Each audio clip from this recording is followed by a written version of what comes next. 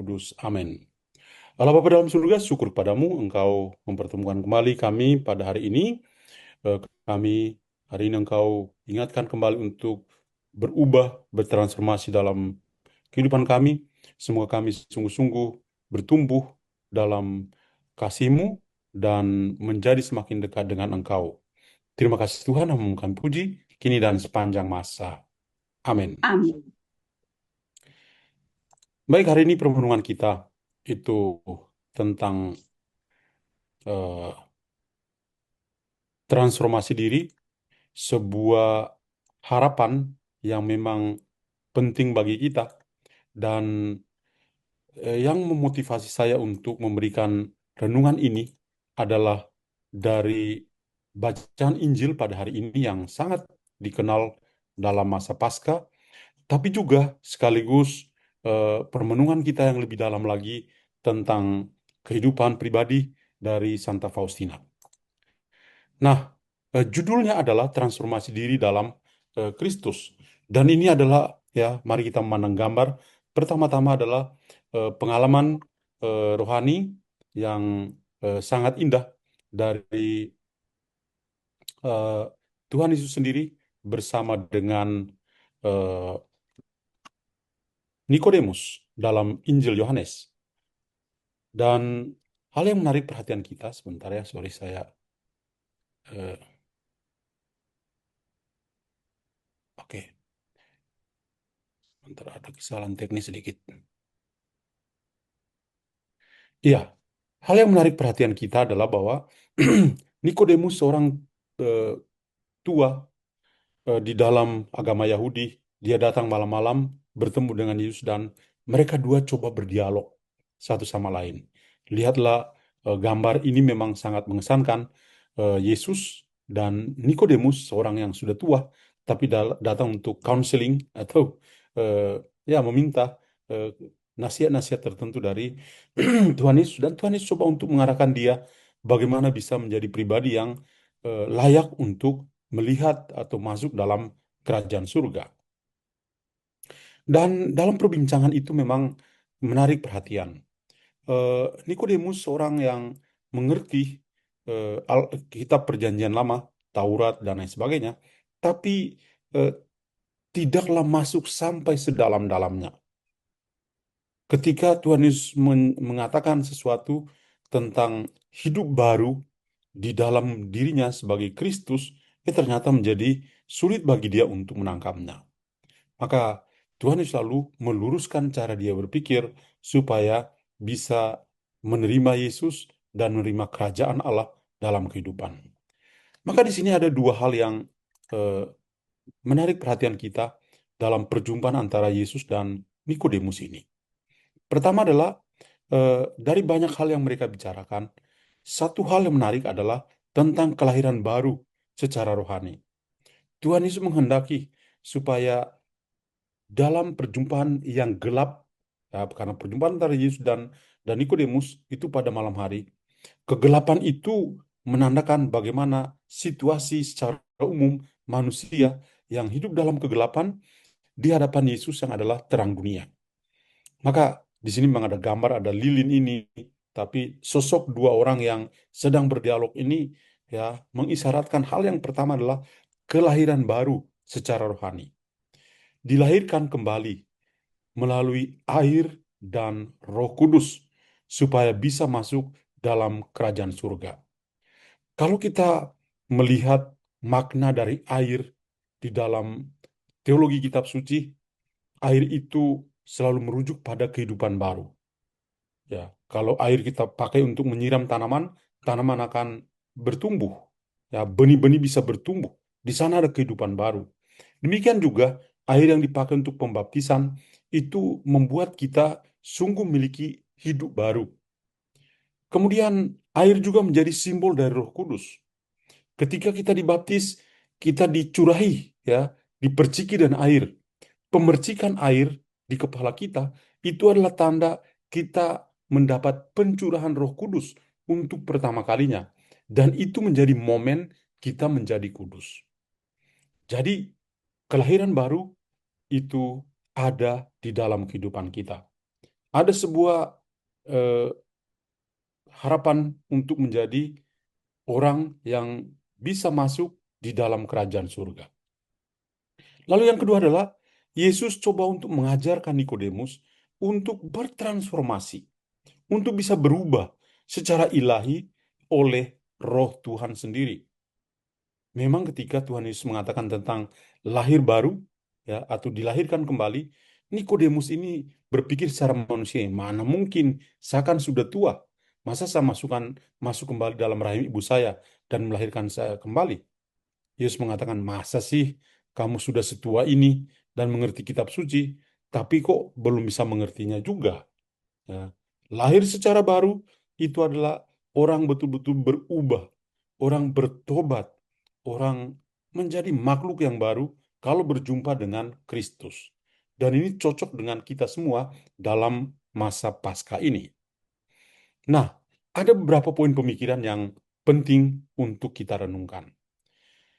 Yang pertama adalah persyaratan yang harus untuk kita lakukan. Ungkapan "kamu harus dilahirkan kembali" itu menunjukkan persyaratan universal yang tidak dapat ditawar-tawar. Ini imperatif kategoris, harus, ya, bagi semua orang yang sungguh percaya pada Tuhan. Itulah harapan dari Yesus kepada Nikodemus. Yang kedua,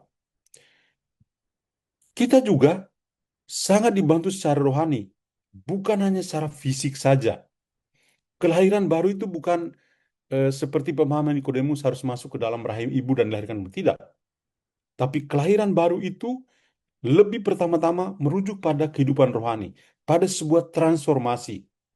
Kelahiran baru itu bukanlah tindakan fisik masuk dalam rahim, melainkan transformasi jiwa, perubahan yang radikal dalam jiwa kita, yang membedakan kedagingan, mana yang daging, kelahiran yang alamiah, dengan roh, kelahiran secara rohani.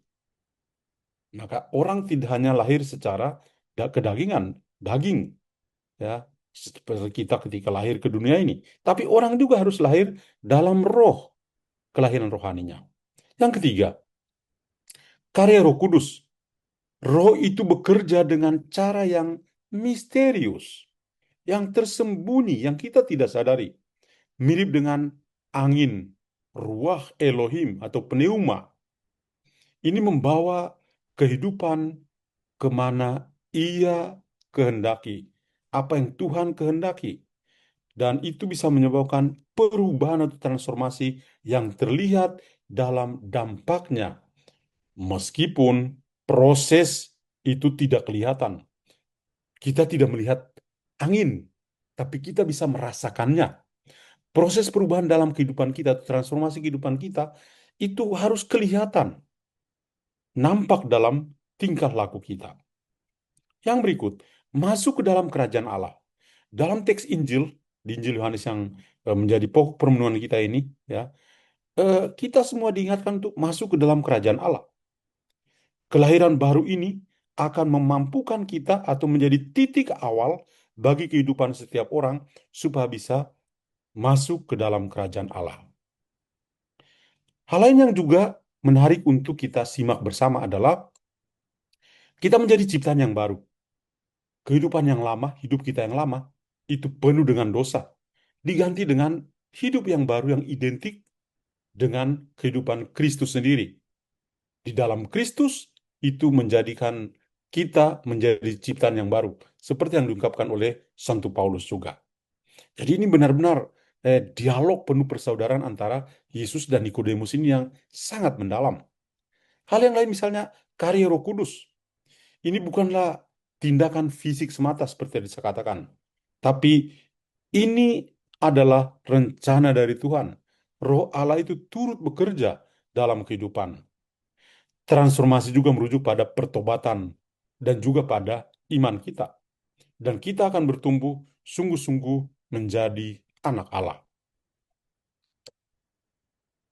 Nah, dari teks Injil dan juga pemahaman kita tentang transformasi ini, bagaimana dengan pengalaman rohani dari Santa Faustina? Kalau kita membaca buku harian Santa Faustina atau diary dari Santa Faustina, ya, kita menemukan bahwa ada kerahiman Allah yang luar biasa di dalam jiwa, di dalam hati Santa Faustina.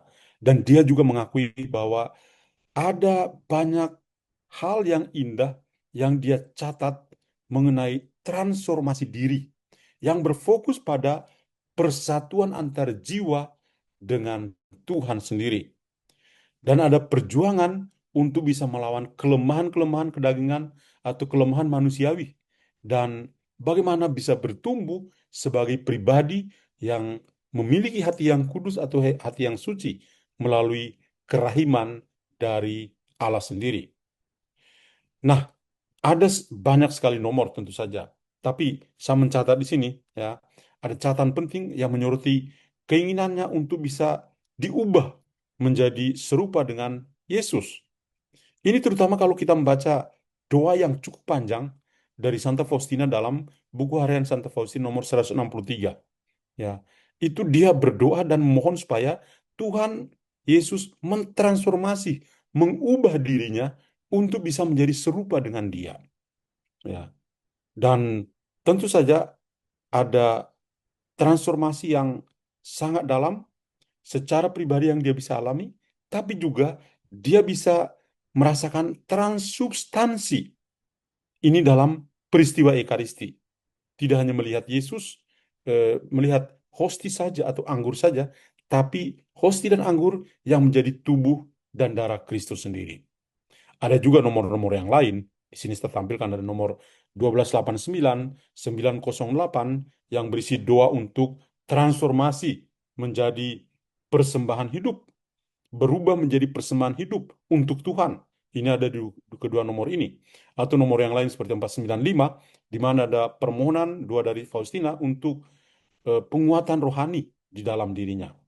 Tapi hal yang paling penting adalah bahwa di dalam nomor 163 ini, Santa Faustina mau mengharapkan bantuan dari Tuhan supaya Tuhan mengubah dia, mentransformasi dia untuk bisa menjadi serupa dengan Tuhan sendiri. Ada beberapa pesan penting ya yang bisa kita tangkap dari nomor 163 ini. Yang pertama adalah doa untuk bisa memiliki hati yang penuh belas kasih. Ini memang sangat bagus. Kemudian ada tiga tingkat belas kasih. Ya, Santa Faustina itu menguraikannya. Ya, banyak ada cara-cara untuk menunjukkan belas kasih melalui tindakan, ada atau perbuatan, melalui perkataan, dan juga melalui doa. Jadi ini tiga tingkat yang bisa dilewati dalam kehidupan. Juga hal lain menyangkut cinta dan pengorbanan diri yang aktif. Ini juga spiritnya kita temukan dalam buku harian Santa Faustina nomor 163. Dan tentu saja transformasi menjadi serupa dengan Kristus sendiri. Maka kita sebagai anak-anak Tuhan, apalagi dalam masa Prapaskah ini, kita memang perlu untuk mentransformasi, untuk berubah di dalam kehidupan kita. Make time for yourself, make changes. Ada perubahan yang radikal di dalam kehidupan kita. Kita perlu berubah di dalam Kristus. Dalam pikiran kita terarah kepada Kristus sendiri. Itu yang perlu diharapkan seperti yang didoakan oleh Santa Faustina dalam buku harian Santa Faustina nomor 163. Dan tentu saja kita selalu berusaha untuk bisa bertransformasi, menjadi semakin serupa dengan Kristus sendiri. Hanya dengan demikian, kalau kita mau berubah, sungguh berubah, tentu akan membuat kita menjadi lebih sempurna, menjadi lebih dekat lagi dengan Tuhan tentu saja. Maka hal yang menarik perhatian kita dalam masa Prapaskah ini adalah pertanyaan apa yang harus kita lakukan. Proses transformasi itu berarti proses pertobatan. Kita mau menjadi baru, ya. Kita sudah merayakan Paskah, sudah melewati oktav Paskah, maka di hari pertama pasca atau setelah oktav Paskah ini, Tuhan langsung mengingatkan kita, ayo berubahlah, bertransformasilah, bertobatlah. Kita tidak hanya bertobat pada masa Prapaskah dengan pengakuan dosa kita dan selesai. Tapi bahkan setelah Paskah ini, di hari pertama ini, ayo kita mau menjadi baru, bertransformasi. Ya, kita air dan roh yang mengubah kehidupan kita. Atau mengikuti dua Santa Faustina dalam buku harian nomor 163 tadi. Berdoa supaya dia mau menjadi semakin serupa. Dia berubah untuk menjadi semakin serupa dengan Kristus sendiri. Kalau kita bisa mengikuti spirit dari Santa Faustina, betapa indahnya, betapa mulianya kalau kita sungguh berubah dan menyatu dengan Kristus. Mari kita bersama-sama berdoa. Tuhan Bapa dalam surga, syukur padamu Engkau sungguh baik hati. Hari ini Engkau mengajak kami bahwa kami perlu berubah. Bantulah kami untuk membangun semangat perubahan, semangat pertobatan, untuk bisa bertumbuh hari demi hari menjadi semakin serupa dengan Engkau. Terima kasih Tuhan, namun kami puji, kini dan sepanjang masa. Amin. Tuhan bersamamu dan Dan bersama rohmu. bersama rohmu. Semoga Allah yang Maha Kuasa memberkati saudara sekalian, Bapa dan Putra dan Roh Kudus. Amin. Terima kasih banyak.